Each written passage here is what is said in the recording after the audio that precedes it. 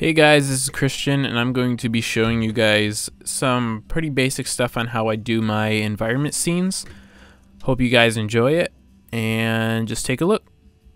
Okay, so what we're going to do starting out is we're going to grab a sphere object and we're going to put it on Grout Shading with lines so we can see all the segments and what we're doing.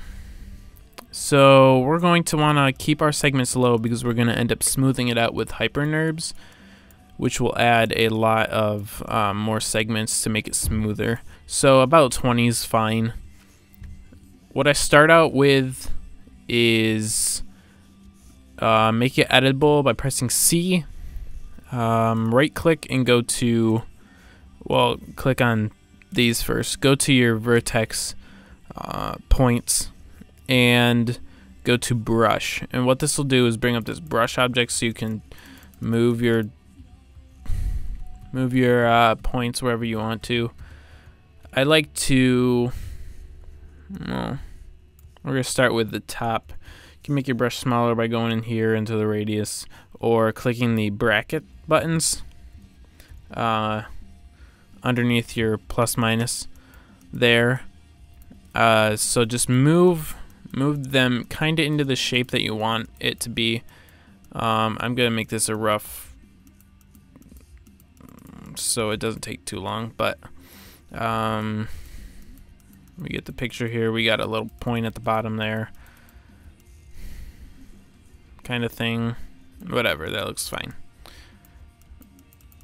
Okay, so now what we're going to do is we're going to create a hypernerbs and just drop the sphere in the hypernerbs.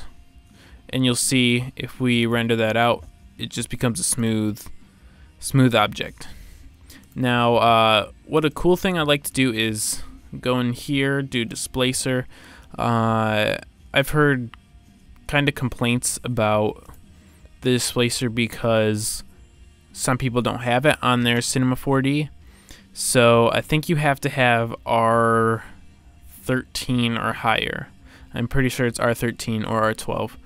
My friend has the R11 and he does not have the Displacer Tool, which kind of stinks for him, but I love using it. I absolutely love the Displacer Tool.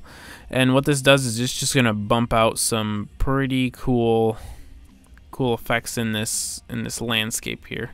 So that looks kind of cool.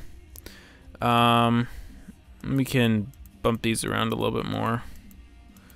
It kind of randomizes everything because of the displacer, but whatever.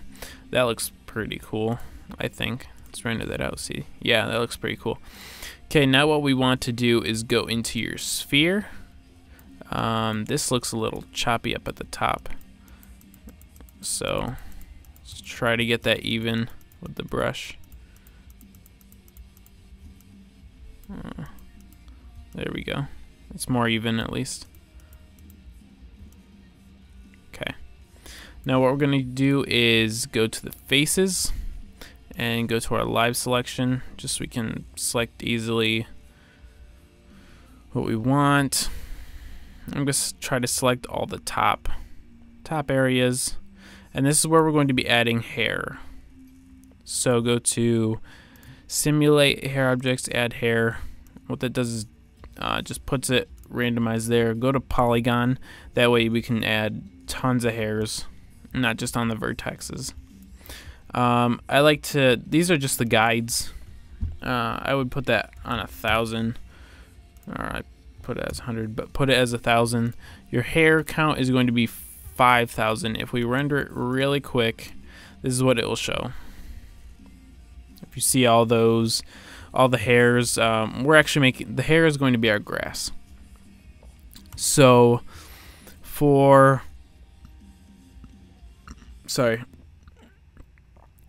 our hairs, what we're going to do is bump this up to 50,000, and actually just for rendering purposes we're going to do 20,000. So if we render it really quick, we have a ton of hairs. Now we're going to go into our hair material. Our specular, I really don't know what this does, so I'm gonna put it at lower settings. I know it gives it light, but it just doesn't look good in my opinion. Switch this to a dark. I'm in color now. Switch that to a dark green. Go to a lighter green, and then I would go to kind of a yellowish green. Still pretty dark, but and what that'll do is, if we render that out really quick, it'll give us a kind of grassy feel to it. Now, in our material for that hair thing, we can go to thickness and do variation a little bit. It's probably like 1. Length. We want a length variation because not all grass is the same. Scale, same thing. A little bit of variation. 20% is fine. Frizz. Yeah. Just a little frizz would be fine, like 10%. That way we got crossover in our hairs. That looks pretty good. We're actually gonna put the length of these down so that it looks more like grass and not too powerful. I'd say that looks fine. Now let's make our rock texture. I already have a rock texture kind of put out there. Color, just save a rock texture that you have, and just place it on there. Why can't I find it?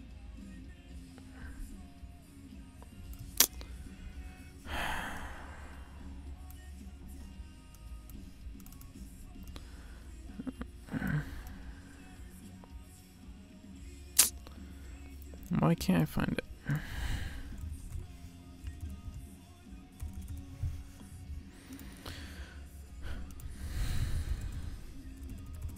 I guess I might have deleted the rock texture. Okay. Well, we'll just use this asphalt texture, sure, for right now, just to show you the basic. But I would grab a rock texture instead.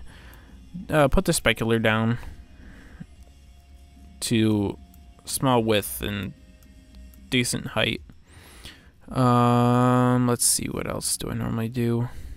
That actually looks fine, because if we do not, maybe, yeah, it doesn't look too bad. Okay, so we're going to go object global illumination just to see things. No, you don't have to do this, but I like to do it.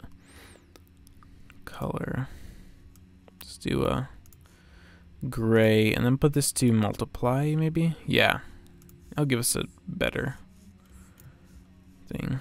Okay, if we render that out really quick, we get actually I'm going to do no specular, because there's really no point in putting a specular on it. That looks fine. That looks okay. And what the hair does, if we do hair and we press play, you can see it.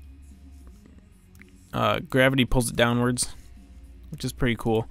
So we can do that, render that out, and all the grass will be down on the areas. I like to bump this up to 50,000 though, so we don't see all these little spots in here. But that's just me. I don't want the grass falling too far down, I guess, but there's still a little bit there. We can cover that up in Photoshop, I'm pretty sure. So we'll not worry about that right now. This is just how I do the top of my stuff. Let's do a yellowish specular, just so. Let's see what that looks like. It looks a little bit better. With ambient occlusion, affect ambient occlusion, affect global illumination, and I like to put it on physical, but physical takes longer, so we're just going to do standard for right now. I forgot to add a light. this is also a really cool trick that I learned just playing around with it. What I used to do for lights is go to just get rid of the color, go to luminance, and then put a gradient on here and put it to box and right click and invert the knots. So if we look at the plane, it looks like this. But what I found is that you can't get the brightness to where you want it to go to. Like if you change the brightness here to 1000, it stays the same. So what I like to do is instead of doing a gradient, I like to go to transparency, and then for the texture on the transparency, go to gradient and then do the box. And what this does is it gives you a kind of soft, I would move the black over so we can get more of a brightness in the middle. And then with that, if we go up to 1000, changes the whole thing. And we can go back into our thing and adjust it a little bit. Moving this middle segment will adjust our fall off. I usually put this at probably 500 for my main light. And then what I'm going to do is just create a plane, move it up so we can see how it looks. Just render really quick.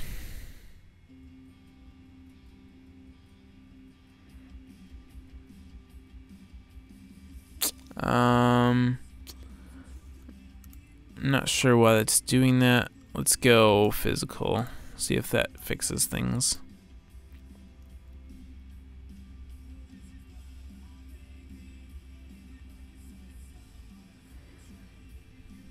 There we go. It's a little bit fixed. It's just because we physical takes lighting and stuff to a whole new level, which I like. But what we need is another kind of fill light on the bottom here so we can get more depth to it. So hold Command or Control, just drag it up, and that'll duplicate the plane. I'm gonna put it down over here and rotate it a little bit. And I'm actually gonna put the distance farther too, so it's not as bright on my scene. See how that looks. And this gives it a nice edge light right here too, which is a nice rim light, which is pretty cool.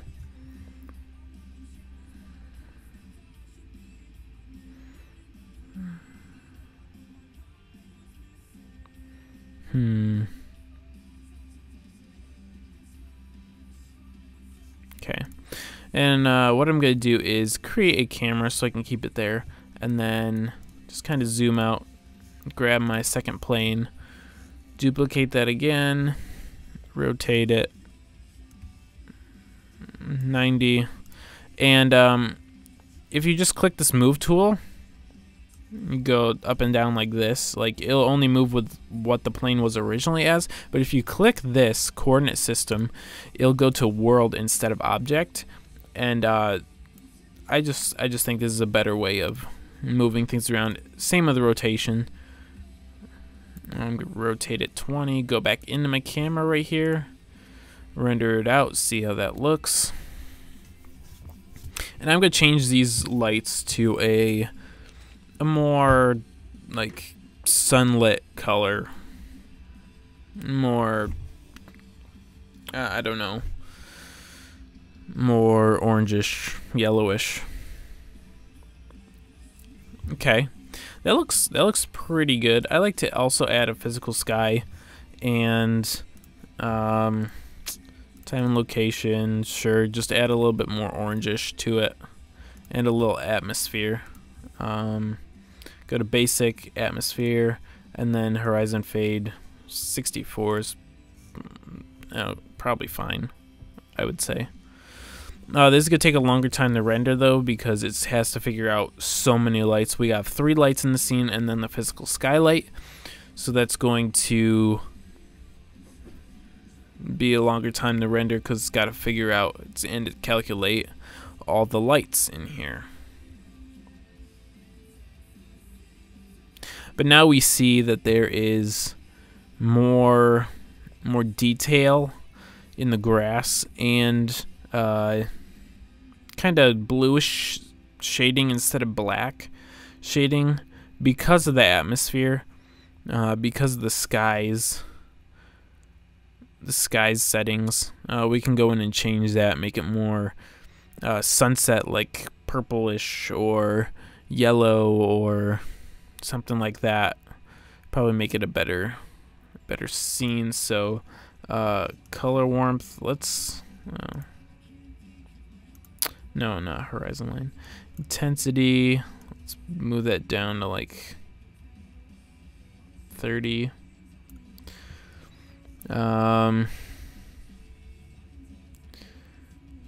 Hue correction, let's go 30. Yeah, see, we got more blue now. If we go to 0, we'll have like an orangish. Let's go to more yellow. Sun's super bright, so let's put that up to like around 300. Let's render that out now.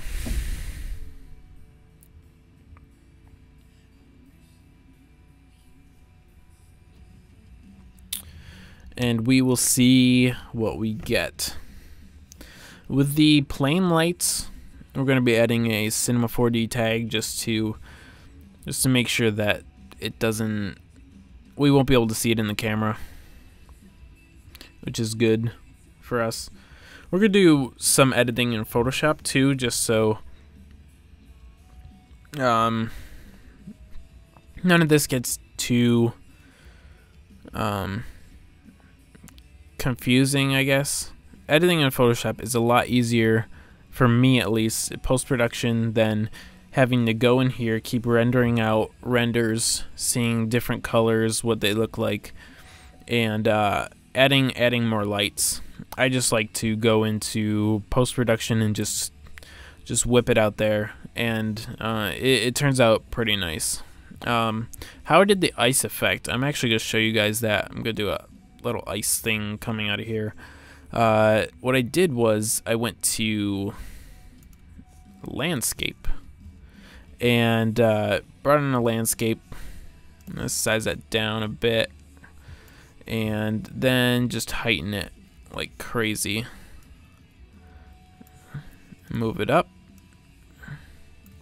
and what I'm going to do is put these segments down to like 25. And if we render that region really quick, you'll see our landscape sticking out there,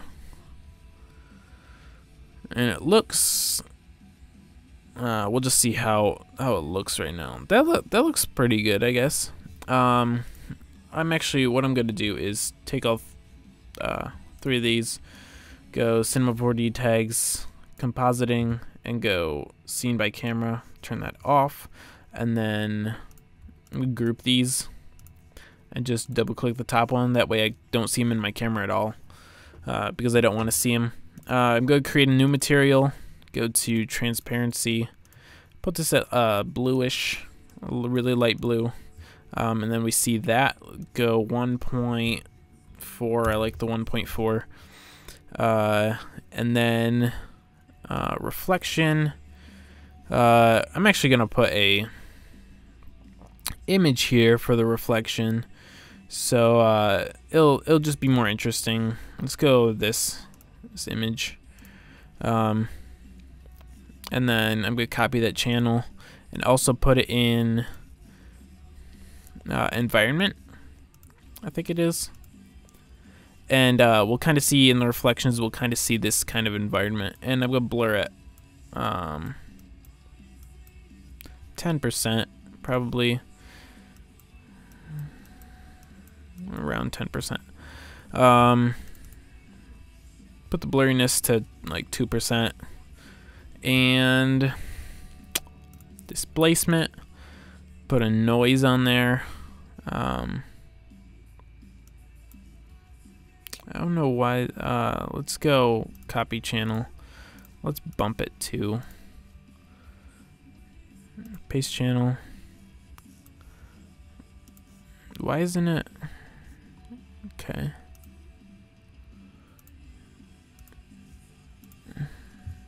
I will add it to the object and see. Let's render that region. See how it looks. It might not just be updating because I've had my computer up for a while on here. So yeah, as you can see, it's a lot bigger than it was in the pictures because we put the displacement on, which made it go crazy. Crazy wild everywhere. Pretty neat effect, but probably not going to want to keep using that. And this rendering process for refractions takes forever, so be prepared to wait for your renders. If you do it without the ice and stuff, it'll probably take a good 25 minutes for 1920 by 1080 pixel image, but if you add the refractions and the reflections and stuff, like in this ice effect, it'll probably be about 2.5 hours to 4 hours approximately, depending on what you're going for and how many refractions and stuff. Okay, so I don't like that already because it's not what I wanted. So displacement, I'm gonna go to like 2 centimeters. The bump's fine. Bump really doesn't do much in this, but if I render region again here, we'll see.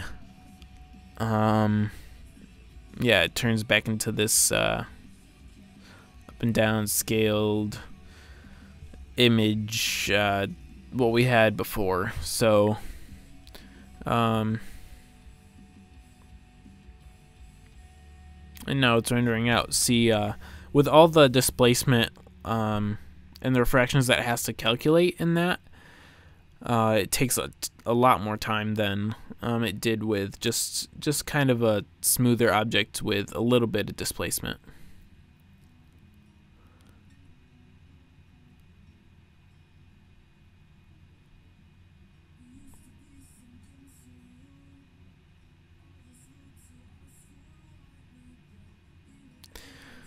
Okay, guys. I think I've taught you guys a lot for this tutorial, so I'll end up rendering this out for you guys to see at 1920 by 1080p, and hope you guys enjoyed and learned something from this.